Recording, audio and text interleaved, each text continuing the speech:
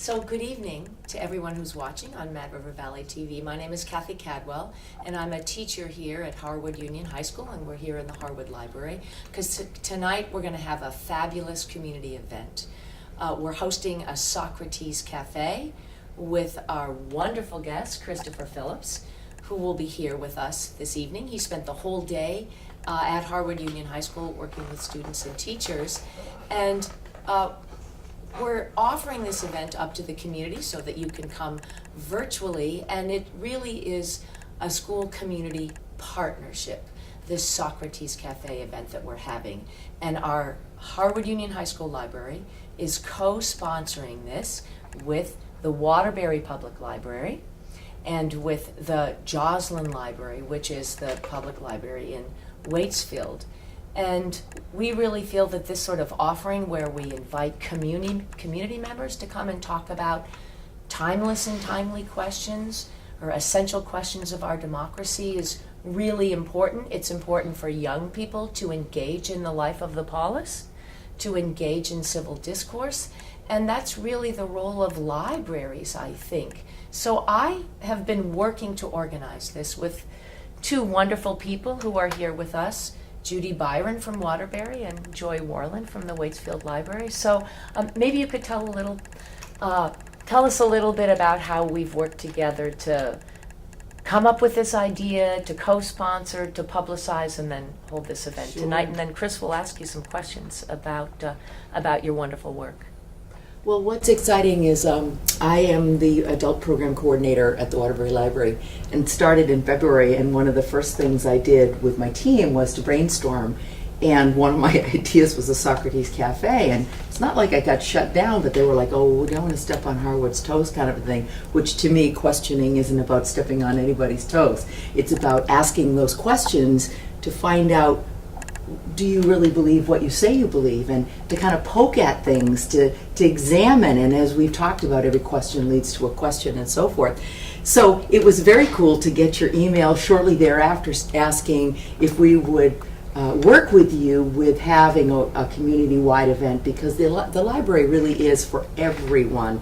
We see little kids, we see babies, we have a toddler program, up to our senior citizens that are, getting technology help and so forth. So it spans the ages, and it's a place where people can come, they can use our technology, our computers, they can books, magazines, whether it's audio or whatever.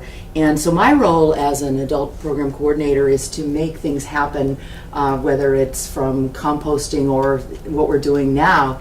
So it's very diverse, and it's a wide age group as well. So what we did last spring was we co-hosted with, or we hosted with you, and privacy was our subject. Does privacy matter in our democracy today? And that was the question. I was very, very impressed by the seniors and their facilitation and their maturity. It was really wonderful to I was kind of a fly on the wall and went around to various groups. But that was my first experience in a big event like that, having the cafe. So I'm delighted. I'm delighted to work with Joy. Joy and I have gotten to know each other a little bit more lately, and I'll pass it on to you, Joy. So we had a Socrates Cafe. We hosted it at the Joslin Library in Waitsfield last January. And Kathy and I took several months to plan it and to figure out what the question would be. But even before we got that far into it, the whole idea of a Socrates Cafe, as soon as I heard about it, I immediately thought that's exactly the mission of public libraries.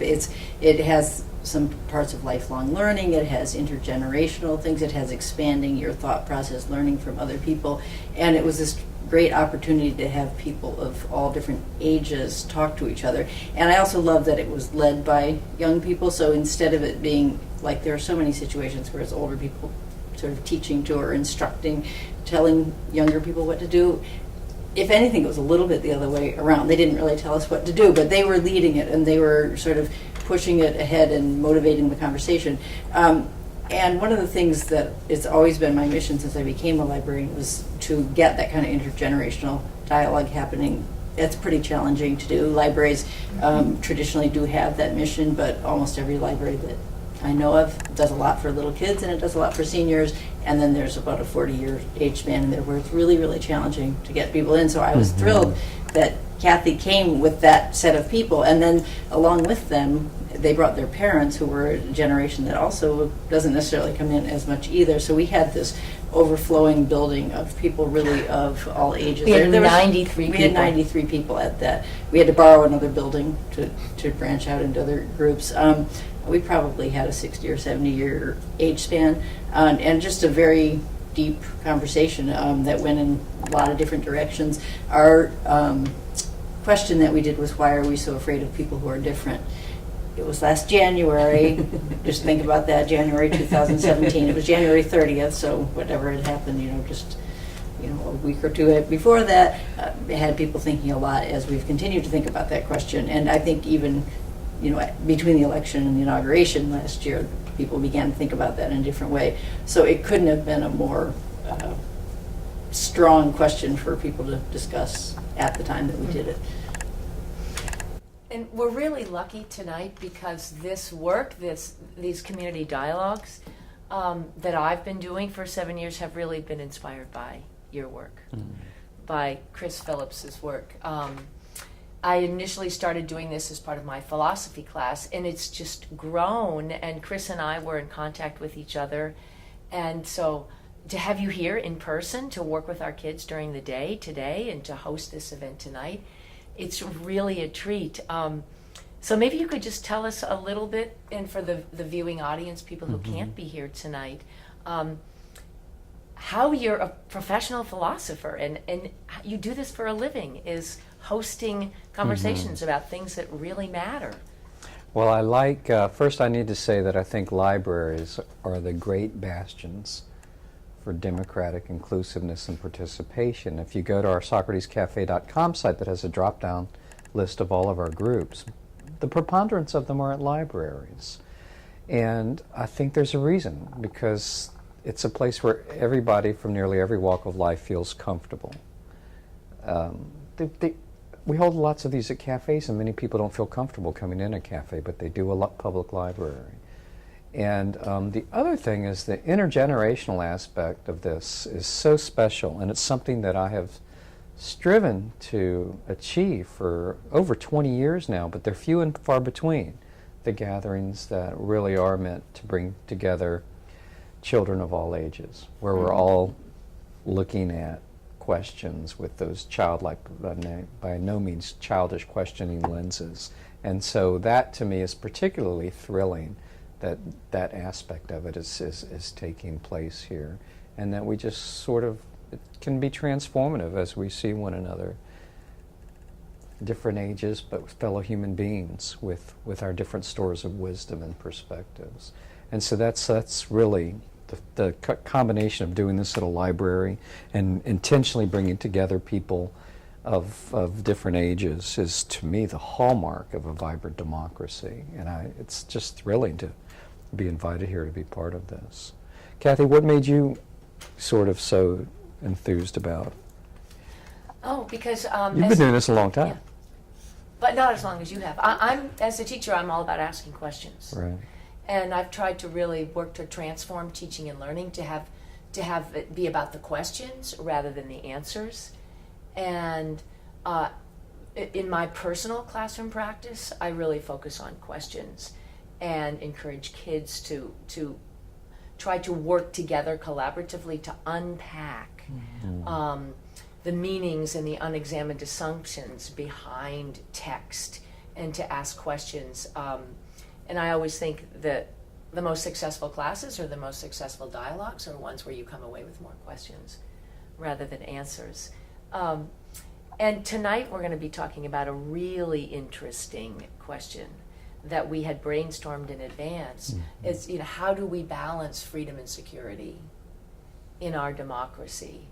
And I'd love you to talk a little bit about that in terms of your work with the Democracy Cafe, because this is a question which is, I think it's a timeless and timely question. It can be a political question, can be personal, it's societal, it's something that all democracies have to deal with, but it's a special concern to us right now. It's been a concern to us since, I would think, since September 11th, 2001. It's been something that resonates in various shapes and forms since then. And I started Socrates Cafe almost exactly 5 years before that. But I think that the questions that you have been examining about, why are we afraid of the other, that also has been at the fore since then, and even more so than ever since the last election. And people from many parts of the political spectrum are concerned that they themselves don't really know how to get together and thoughtfully engage with people who don't see eye to eye with them. So one of the best ways is I like that you put not just timely and timeless, but essential questions.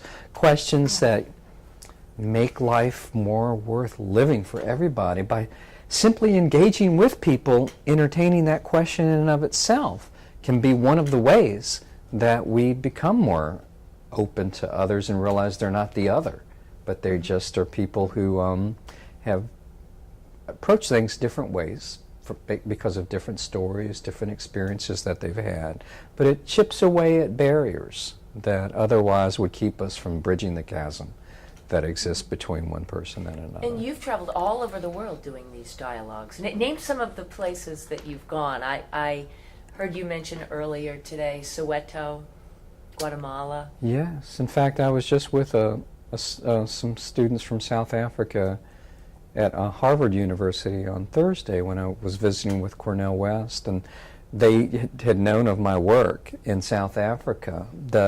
And they agreed with me that their original tradition of tribal democracy, where they basically gathered in circle groups and everybody felt it incumbent to participate and offer their unique pearls of wisdom, was vital. That the group itself, the society itself, missed out if everybody didn't lend something to the discourse. So yeah, I've been all throughout South Africa, especially focusing on Soweto. But again, they might not call what we do Socratic, but nonetheless it's very kindred. In many ways they get it more than many of the places I've gone in the West these days. The same goes with Chiapas, Mexico, where I've spent a great deal of time. My wife was a teacher in an indigenous community there. And this notion of examining, instead of argument and counter-argument, which we steer away from deliberately, so we engage in exploration where we look at a wide array of perspectives, is something that speaks to their traditional modes of encounter and inquiry. And it's been a beauty to behold, because I go to these places without knowing a whole lot about their traditions necessarily, and I leave wanting to know everything. And it's just that wonderful surprise of the novel and unfamiliar as I go to Tokyo, Japan, and Hiroshima, and Seoul, South Korea, and Belgium, and all over Australia. People are concerned. Young people are worried, anxious about the future that we adults have carved out for them on our watch for them. And I don't know, I get the sense that they don't trust us so much right now. And so I think one of the ways to maybe, for all of us to recapture a good sense of trust is to have these inquiries on a regular basis.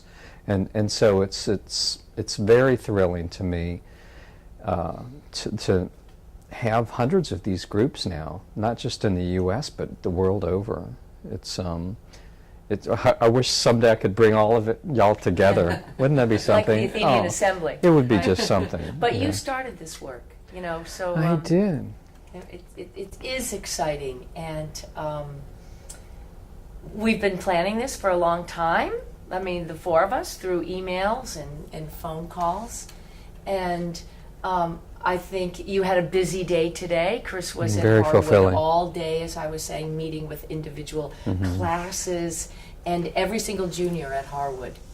A big swath of the school had an opportunity to be in a class with Chris today.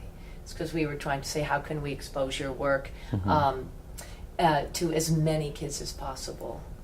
So I feel really blessed for that, because I think now so much of public education has been focusing on the answers and focusing on standardized tests, but at Harwood we're really doing some transformational work in terms of creative teaching and learning and shifting the classroom, as I said, to get away from more teacher-centered learning to more student-driven inquiry.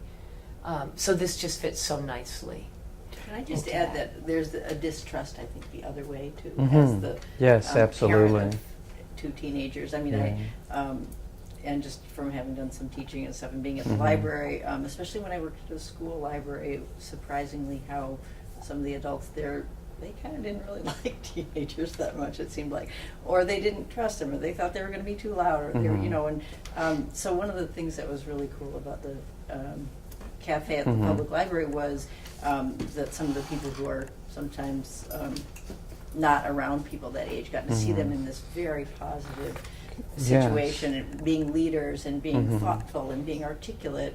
And I don't think necessarily the people that were there that night were these people that I'm talking about. You know. Well, I think there's so much to that, and it's only when we have, at least from time to time, that opportunity to engage as equals in the sense that Exactly. we're fellow humans. Our other really regular group that we have, where it's a mix, a wonderful mix of high school students and adults, from middle school and high school, with adults is in San Antonio, Texas, where we have for 5 years now, an ongoing Constitution Cafe, where we examine the Constitution together.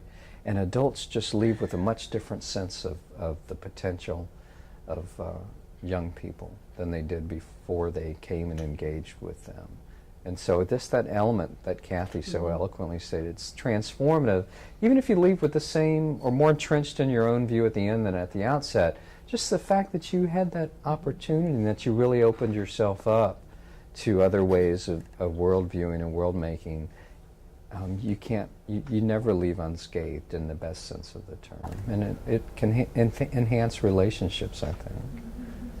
Yeah. Well, I love the whole questioning aspect. I've just been through a conflict with a very close friend, and as a questioner, I was able to ask some questions, not for me, not that I was right, because I wasn't, but it was more questioning to say, have you thought about this or that or whatever? So just kind of enlarging kind of the world view. And I found that so helpful. You know, reading your books and some other books all at the same time, and I thought, this is really cool because I get to put this in practice. Instead of like, you hurt me, we're mad at each other.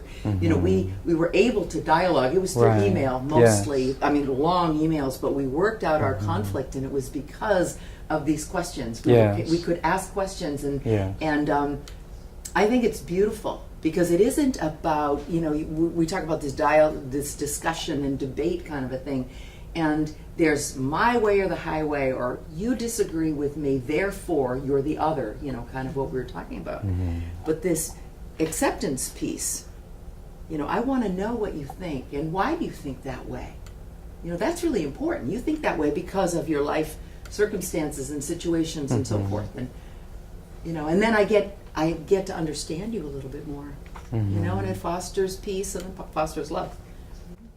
Amen. It really does. I think that more than anything, what we need are people to listen to our stories. That everybody's always so busy thinking of their next zinger, but just having a question to explore.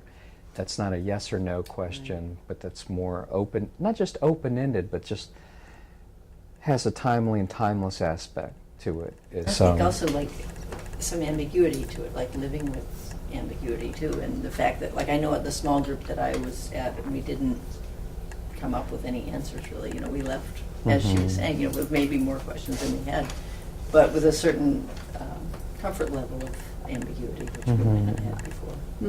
That's important. I really like that you leave with more questions. That's okay. You know, you don't have to solve the problem. It's okay that it is, and you're exploring, because that's opening your mind to other possibilities. Yeah, I like to use the word fellow feeling, just to, not just about empathy or putting ourselves in another's shoes, but just to feel that in some way, shape, or form we're in this a little bit together, and to emerge from these gatherings with a greater sense of fellow feeling people.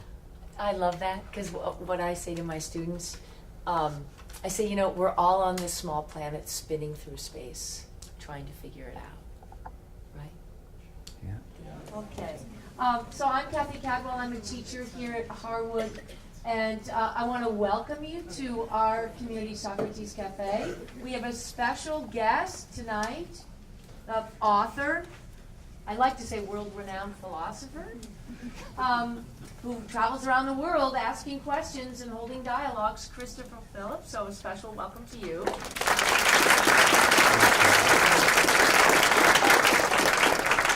So let me tell you just about an overview of the evening and how it's going to work. First of all, this event really is something special.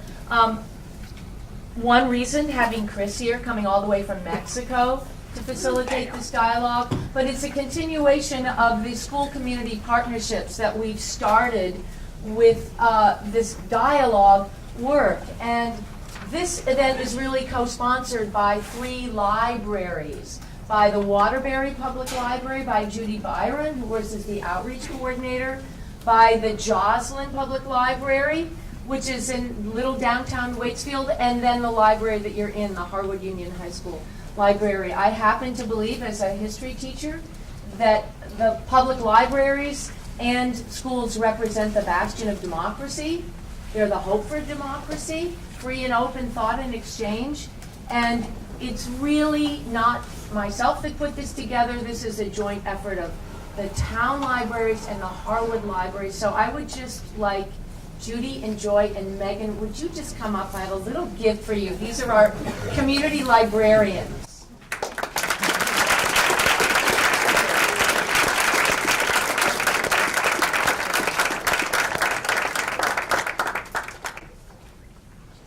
So this is just a little thank you from all of us at Harwood for the work that you've done to put this together.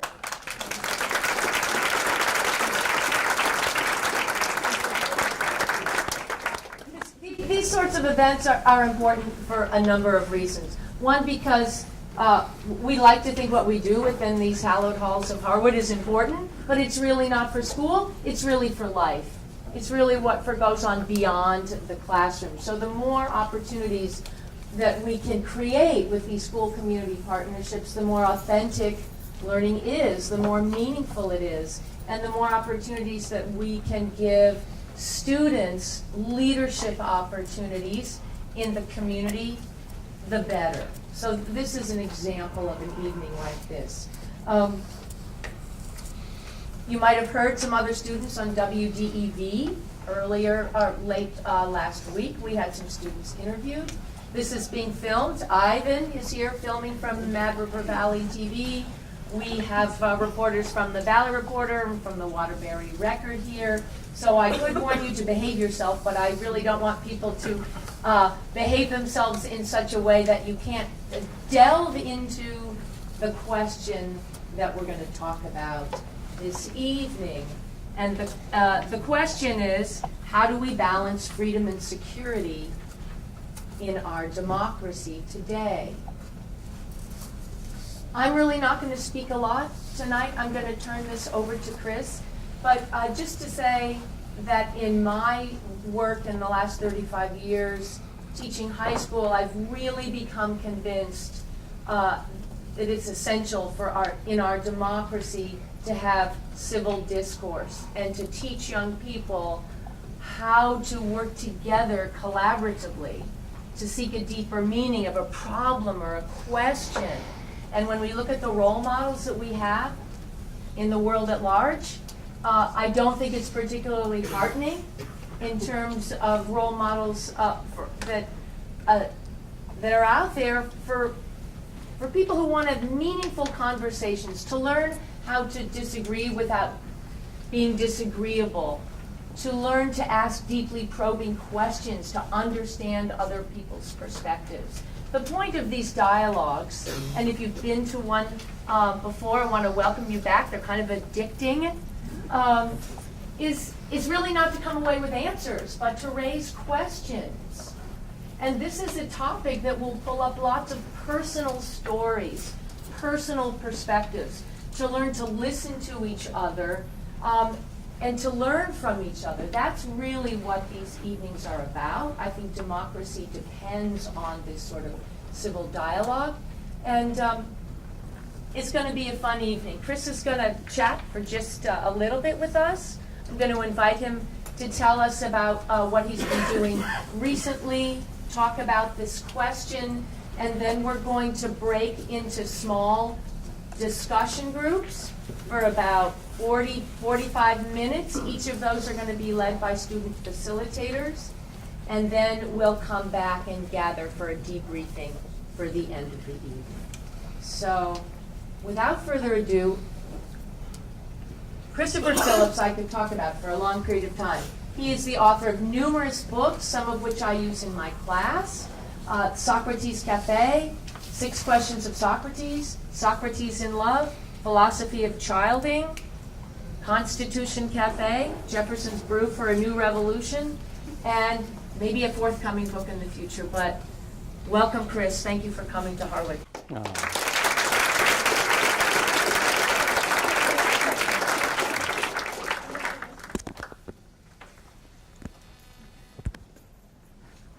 Thanks so much. It's wonderful to be back. Was anybody here last time I was here? And you still came back? Wow. Well, my condolences. Well, I don't know about you, but she always understates herself. But Kathy Cadwell's my hero, and let's just give her a hand.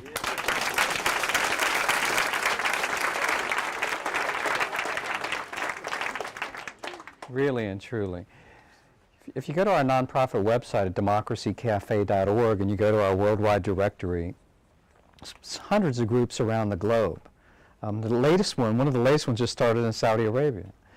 But you'll see that the preponderance of groups are at libraries. And there's a reason for that. They're welcoming spaces like no other, where just about anybody of any age and walk of life feels welcome and can engage with others as equals. Even in a coffee house, some people don't feel comfortable coming in, but libraries are just the most beautiful place and space for the modern day version of the Agora. And I'm truly grateful that there's such a commitment, because it takes people like Kathy who are committed to this over the long haul that has given Socrates Cafe and Democracy Cafe staying power now for over 21 years. And the first group I started in Montclair, New Jersey, in '96, I just got an email from somebody 2 days ago telling me that he had just attended that group for the first time. They've never missed a Tuesday night in 21 years. They meet weekly. And he planted a seed. He started one at his high school in New Brunswick, New Jersey. So it's still, I think now more than ever, maybe there's a need and a desire among people from many walks of life. They're asking themselves, how can I bridge the gap between me and others who see things very differently than I do? And one of the best ways is just the thoughtful exploration of timely, timeless, and what Kathy called essential questions that have to, many of which have to deal directly with how to maintain and cultivate and evolve a democracy. And so even if you leave maybe more entrenched in your own view at the end than at the outset, as long as you really tried during that gathering of 40 or so, or an hour or so, to really listen to what others have to say, as you also share your point of view, then you never emerge unscathed. You're transformed in some way just by the mere fact that you genuinely tried to open yourself up to why others come at things from a different angle or perspective and story than you do. And I think what the world needs now are a lot more and better listeners, more than anything else. So we steer away from argument and debate, even though in some other settings that's vital. Before we do that, we have to have some sense of fellow feeling, so that when we do argue and debate, like you should see us Greeks when we're around the table, oh my gosh, we're far more colorful than my big fat Greek wedding, I promise you that. We try to behave, but we just can't. We try though, we make that effort. But when you really make that heartfelt effort to bridge the chasm between one person and another, by just saying, here's my perspective and here's why I think what I think. And to feel like others can question that in a way that doesn't threaten you, but actually inspires you to further develop it in ways that you otherwise wouldn't. And then when you want others, you truly want others to share their unique way of seeing things and why they see things the way they do and what's their story. And so we're all sort of storytellers, just using philosophical questions, in this case somewhat politically tinged, democratically tinged. I don't think we can't help but emerge with some greater sense of fellow feeling. And so I'm particularly thrilled that the students themselves are facilitating the groups gathering, and that this has such a wonderful intergenerational aspect to it. So, and then we're all just here as fellow human beings, maybe worried, perplexed, thrilled, excited, unsettled, lots of different things all at the same time. And I think that we'll leave this feeling even more a greater sense of connection, not just here, but maybe, you know, there'll be a ripple effect as we try to continue to expand this everywhere. So I think that's all I want to say, but just that aspect of thoughtfulness that we try to cultivate at these. Kathy, did I? Do you want to talk any? Do you want me to talk about the question? About the question a little So how do we balance freedom and security in our democracy? I don't want to sort of lead you, down any particular path, but look at these rich concepts. What does we mean by balance, and what is that? What is the process that would be involved in seeking a balance as democratic citizens? What do we mean by freedom and security? What do those rich concepts amount to you? Are there good types of freedom, not so good types? And same goes with security. Can some types of security lead to even more expansive freedoms, and do other types constrict? But can we have not only a meeting of the minds about these things in some ways, are there some sort of, we are concerned about elements of freedoms being constricted or securities that constrict. Are there specific concrete steps that we might take to remedy that? Are there things that we, the people here and now, can do that we might try to spread further afield as time goes on? So I hope that after you're going to engage for about 40 minutes, right, Kathy? And then we can sort of come back together, and after we convene, we can have a sharing about these. And it'll be exciting to see what comes out from it. Yeah? How's that sound? Good? Kathy, anything else? Yeah. So, and we're going to be roaming around. I'll be going from group to group. I might film a little bit too, and I'll post some of this on our Democracy Cafe Facebook page. I just had an idea. I'm a songwriter and a singer, so I think I might write a song about this whole thing. I think you just did. Okay. Why not? Wow. All right. Maybe we can put it up on iTunes too. Yeah. Thank you. So the traditional way of doing it is Socrates Cafe, and we did this last time when Chris was here. And I remember Chris facilitated 130 people. We were in this room, and you could hear a pin drop because your facilitation skills are marvelous. One of the things that we're really trying to do at Harwood, though, is to help young people and give young people the opportunity and the skills to facilitate these conversations. So this is a model that we've been following, and as you go into these groups tonight, and we'll talk about how we're going to divide them and where they're located, I want you to be in awe of these student facilitators. Some of them volunteered, some of them were gently arm twisted to come, and some of them I begged and pleaded with them to come. They're coming on their own time. This is really not for a grade. I like to say, to talk about things that really matter, as we sometimes don't in school. And when you get together in your small groups, they're going to go over some ground rules about how, what a Socratic dialogue is and what it isn't. And they'll open up with a question and just invite you to participate and engage and raise questions and share your stories and ideas as we unpack this question. We know that has a political bent. That's all right. Political views will come up. This is a highly charged political time. Again, the goal is really to learn from each other. What freedoms would you be willing to give up to be more secure? if any, does our American way of life and our open democratic values, does that make us less secure or more secure? We could probably be here till midnight, but we'll only go into these groups for a short period of time. So everyone who came had a little card. Does everyone have a little card with a number? All right, pull out your card and your number, and I'll introduce the facilitators to you. And the room numbers are around the school. So Speaks to them. And I just want to thank you so much for coming together. I hope some of you will stay in touch with me. My email's right off our democracycafe.org site. And I want to thank Kathy for all she did to bring me back.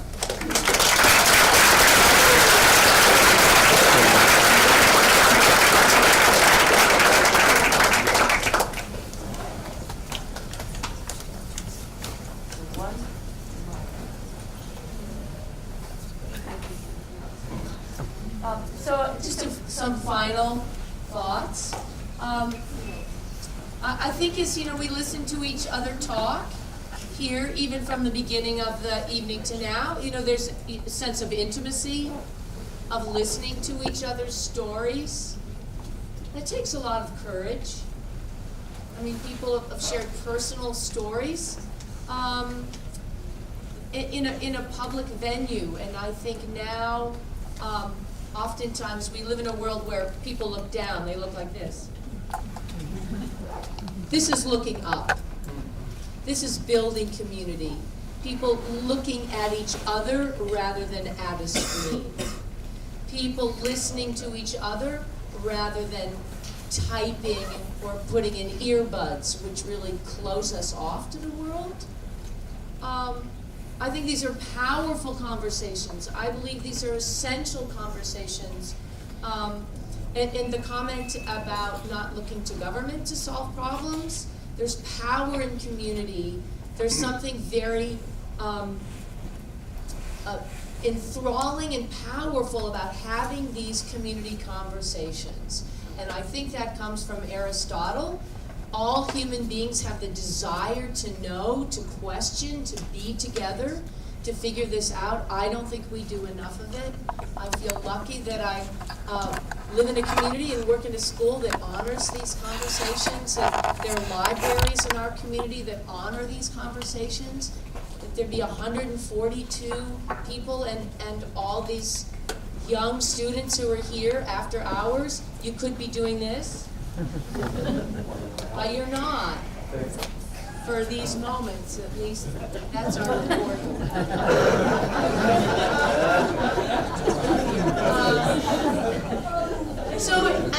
I guess the thought is, where's our default position now? Is the default position open and out, or is this our default position for a lot of us? So I think the mark of a great dialogue is, do you leave with more questions than you came with? Are you more confused? Do you want to know more than when you arrived?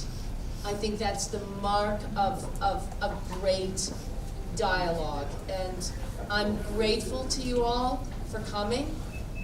We'll have another one of these events in the spring. These are the leaders of tomorrow, right here.